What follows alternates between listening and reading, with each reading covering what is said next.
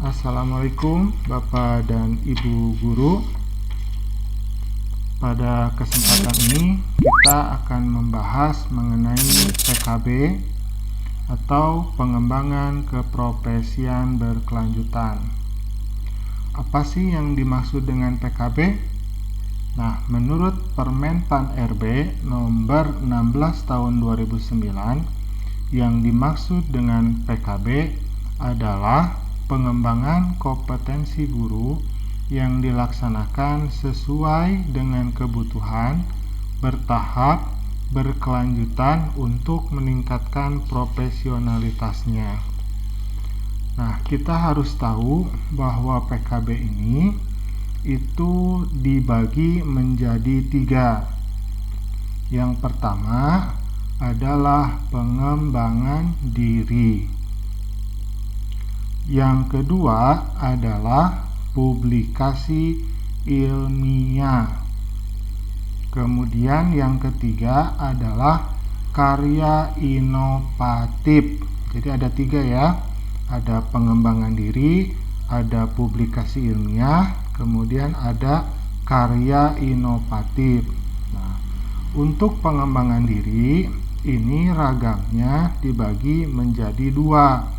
Yaitu yang pertama mengikuti diklat fungsional, minimal nilainya itu 1, atau apabila dikonversi kepada jam pelajaran 30 jam pelajaran, kemudian harus ditandatangani minimal eselon 2. Kemudian yang kedua, pengembangan diri yang kedua yaitu melaksanakan kegiatan kolektif guru, misalkan kegiatan yang berhubungan dengan pengembangan diri guru yang dilakukan oleh profesi. Misalkan kalau di sekolah dasar ada KKG, kalau di sekolah menengah ada MGMP. Nah, seperti itu.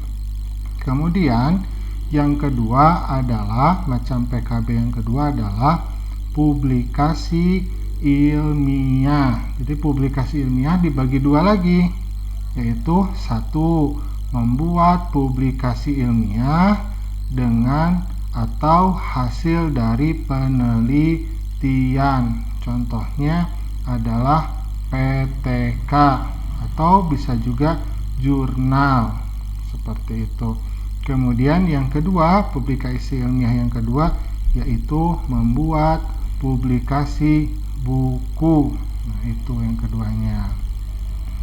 Kemudian yang ketiga, macam PKB yang ketiga itu namanya adalah karya inovatif. Nah, karya inovatif ini ada 4. Jadi yang pertama, menemukan teknologi tepat guna. Misalkan guru menemukan suatu teknologi yang menunjang dalam suatu pembelajaran atau bermanfaat di masyarakat, nah itu bisa dimasukkan ke dalam menemukan teknologi tepat guna. Yang kedua, karya inovatif yang kedua, menemukan, menciptakan karya seni, misalkan membuat tarian, misalkan membuat musik, misalkan membuat hasil karya seni rupa, misalkan seperti itu. Yang ketiga, karya inovatif yang ketiga, membuat atau bisa juga memodifikasi alat pelajaran. Misalkan guru mampu menemukan alat pembelajaran tertentu untuk materi tertentu. Nah, itu bisa dimasukkan ke dalam karya inovatif. Nah, karya inovatif yang keempat yaitu mengikuti pengembangan penyusunan standar, pedoman, soal, dan sejenisnya. Misalkan Bapak dan Ibu ikut dalam pelatihan pembuatan soal, kemudian menjadi tim perumus soal di tingkat misalkan kecamatan, di tingkat kota, atau di tingkat provinsi. Nah, seperti itu.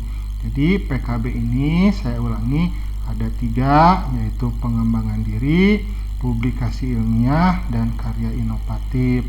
Bagi guru yang ingin naik tingkat, menurut Permentan RB nomor 16 tahun 2009, maka guru harus melaksanakan PKB atau pengembangan keprofesian berkelanjutan.